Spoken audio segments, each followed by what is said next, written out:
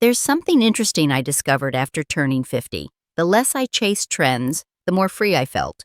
And strangely enough, that's exactly when people started saying, "You have such great style." But here's the thing, it didn't happen because of some dramatic makeover. It came from the smallest shifts: a lighter scarf, a softer shoe, a bag with fewer details. These pieces don't shout, "I'm fashionable." They simply whisper, "I know myself." And that's why today, I want to invite you to explore with me 8 subtle style changes women over 50 are quietly making this fall. These aren't quick fix fashion hacks. They're streamlined, elegant choices that let you look modern, graceful, and completely at ease. Stay with me until the end, because I truly believe one of these little changes may help you see yourself with softer, kinder eyes. Ready? Let's start with the most underestimated accessory of all, the scarf. 1. From blanket scarves to sculptural softness. Why less fabric equals more grace? There was a time when oversized blanket scarves were the very symbol of fall. Big, thick, cozy like a quilt. They gave us warmth and comfort. But over time, what once felt like a statement started to swallow everything else. Those giant scarves can weigh down the upper body, distort your shape, and completely drown out the outfit underneath. For petite women especially, pairing an oversized scarf with a bulky coat often creates that piled-on fabric effect, making you look shorter and more compact than you really are. Today, elegance comes from smaller, lighter, smarter choices. Picture this: a silk square scarf tied just off to the side of a trench coat collar, or a thin cashmere drape flowing neatly along a lapel. Not hiding, but highlighting. Not adding bulk, but adding finesse. One of the biggest misconceptions is thinking that more fabric and more layers equal more style. In reality, all that volume steals away the natural lightness of both the outfit and of you. A scarf should be the accent, not a mask that covers your entire upper body. So, how do you know which scarf works best for you? Here are a few ideas. If you have a shorter neck, go for long, soft scarves and let them fall naturally instead of wrapping too tightly. If you're petite, choose slimmer scarves with smaller prints in colors close to your top. This keeps your body line seamless. And if your skin tone leans pale or deep, warm hues like camel, olive, dusty blue, or blush pink can instantly brighten your face. You don't need more fabric. You just need the right texture, the right drape, and the right placement. That's when a scarf transforms into a symbol of confidence, not camouflage. 2. Say goodbye to cold shoulders. What necklines actually flatter mature women? There was a time when the cold shoulder top seemed to be everywhere. It felt modest, yet just a little flirty, giving many women a sense of youth and confidence. But looking back now, it's easy to see the problem. Even if your face is glowing, the cutouts break up the upper body. The shoulders peek through in a way that feels awkward, interrupting your natural lines. And instead of drawing the eye to your face, where it belongs, the focus gets scattered. The issue isn't just that the style is outdated, it's that it steals the seamless elegance a mature woman deserves. Today, instead of chasing cutouts, many women are reaching for necklines with quiet sophistication, details that don't shout, but direct attention exactly where it should go. Think of a soft mock neck, simple, yet refined, highlighting your collarbones with subtle grace, or a keyhole neckline with its delicate opening right at the center. Just enough intrigue without being revealing. And of course, the tie neck blouse, fluid, feminine, and effortlessly polished. What all these necklines have in common is this: they guide the eye upward, to your gaze, your smile, your presence. They don't chop the body into pieces, they elongate it. A few tips for choosing the neckline that works best for you. If you have a round face or a shorter neck, lean into V-necks or square necks. These cuts lengthen the upper body and create a slimming effect.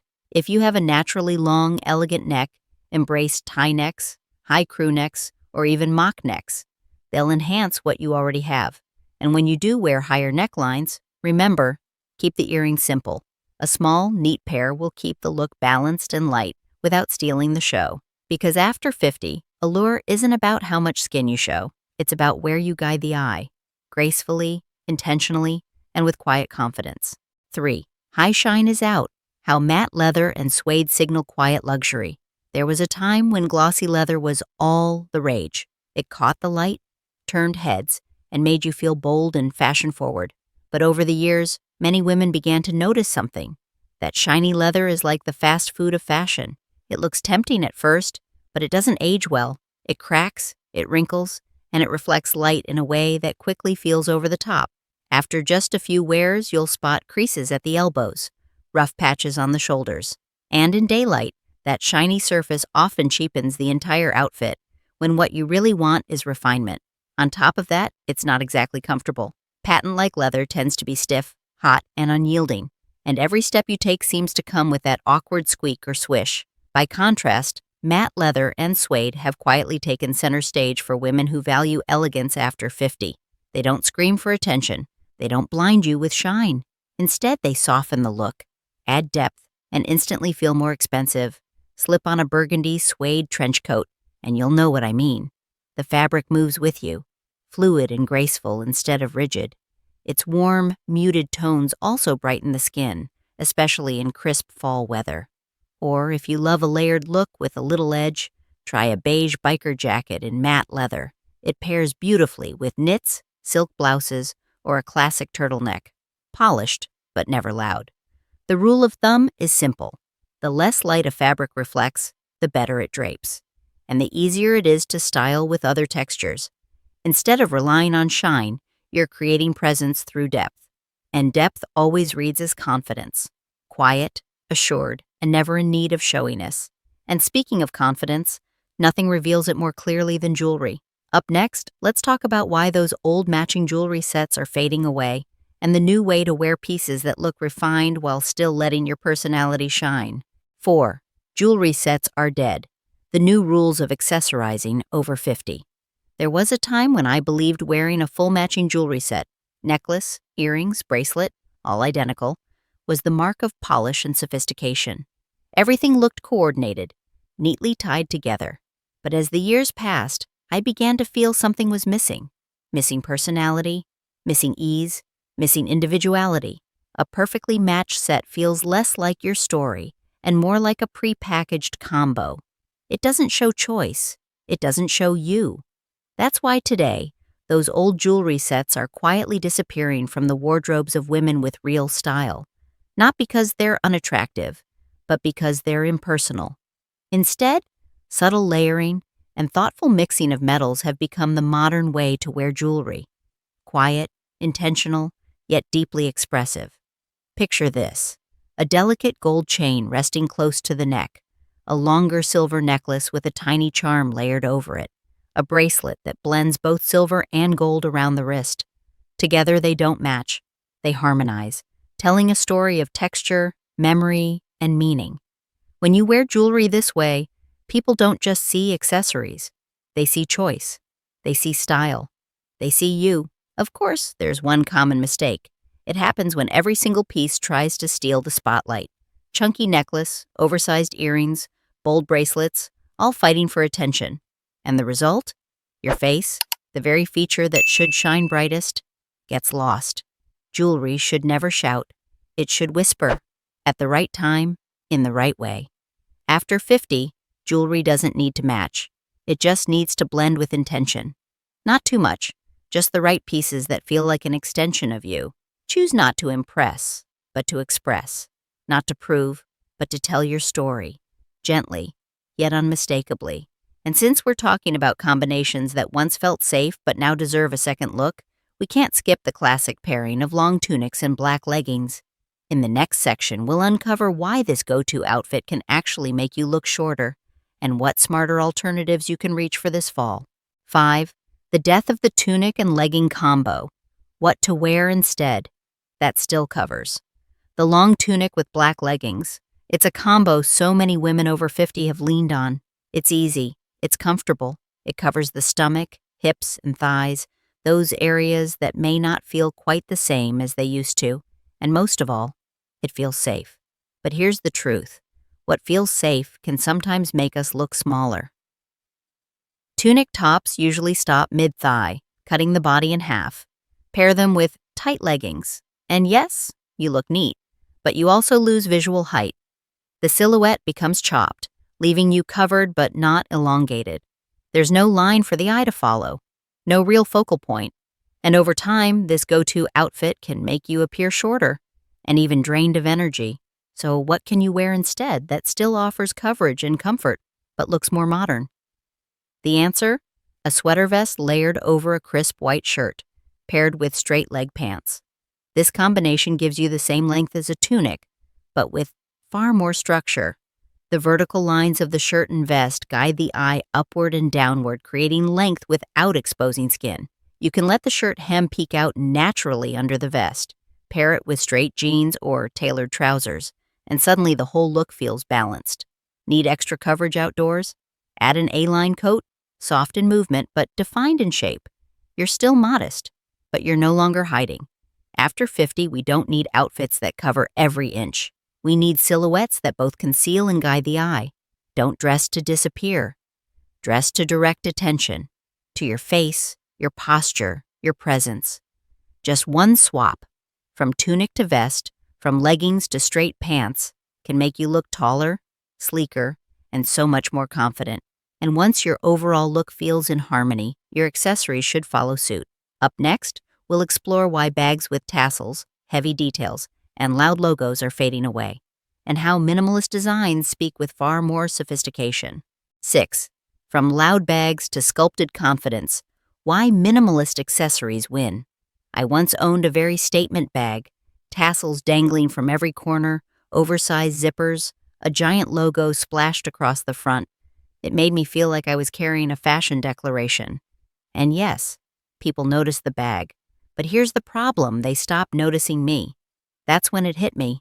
Accessories, when they're too loud, can completely overshadow you. In recent years, heavily decorated handbags, chains, chunky hardware, tassels, logos everywhere have quietly fallen out of favor, not because they're ugly, but because they make an outfit look busy, heavy, and anything but refined. One single bag can disrupt the entire balance of an outfit, pulling the eye away from your face, your posture, your presence.